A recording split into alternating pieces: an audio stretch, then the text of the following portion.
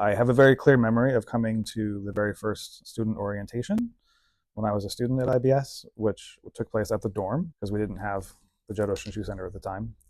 And there were, I think, two other students, and my advisor was Richard Payne. And there was something about that experience that was very moving. It felt like coming home.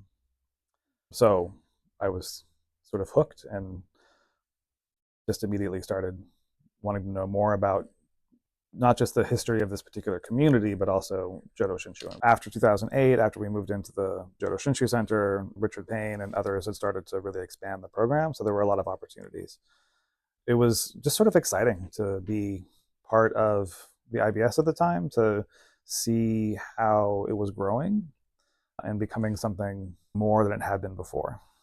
I do remember there being something really appealing when Richard was talking about retiring, about the idea of taking on a greater leadership role and really being in a position to have conversations about how to create community, how to shape community, how to move the institution forward, particularly in the area of Buddhist education. Like I said, I feel like I've been here at IBS for a long time, but one of the things I've done in the last few weeks since officially becoming president has just been talking to people and learning what I don't know. And part of that process is definitely feeding into a new strategic planning process that the board is undertaking, where a more clear vision of what is next for IBS will definitely emerge. Frankly, I think that one of our main goals, yes, is to make sure we keep the lights on, is to make sure that we're financially sustainable. And that sounds really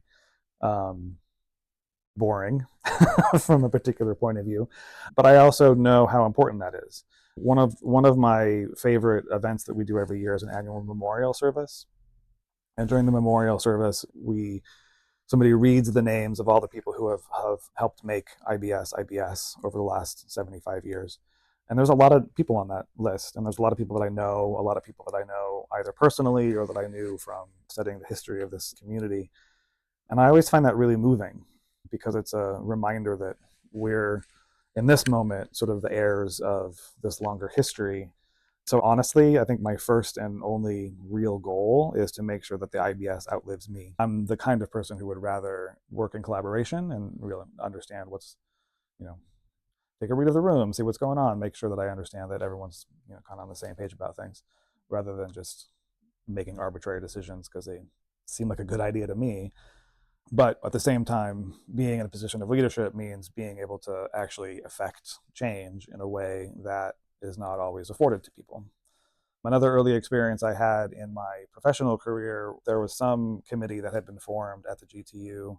After a period of time, we got to a point where a decision had to be made, and it was going to have an effect on students. It wasn't a huge decision, and it wasn't going to have a huge impact on students. But I remember thinking, oh, this is where it happens.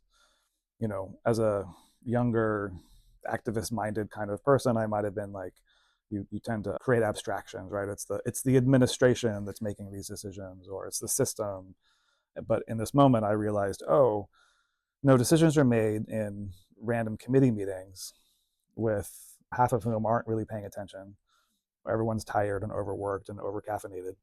And that's where the decision happens. And then that decision has an impact on people outside of the room. So it really matters who's in the room.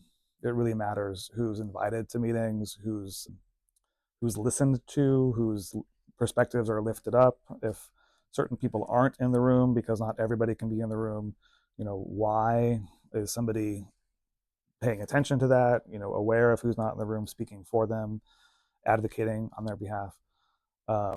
And it just sort of made me realize, oh, this is how higher education works. It works in these random committee meetings, and I've been invited to one of them. So I'm going to make sure that I show up. And then ever since then, whenever I'm in a room, I am always looking around and just taking a read, see who's there, who's not there, why. And if I have the power or the authority to change it, I'll do what I can. I think that the role of being the president, or being in any sort of leadership position, is an important one. Like I said, I want to make sure that the IBS outlives me. That comes with a certain amount of responsibility and so on and so forth. And I take being part of this community seriously as part of my own Buddhist practice.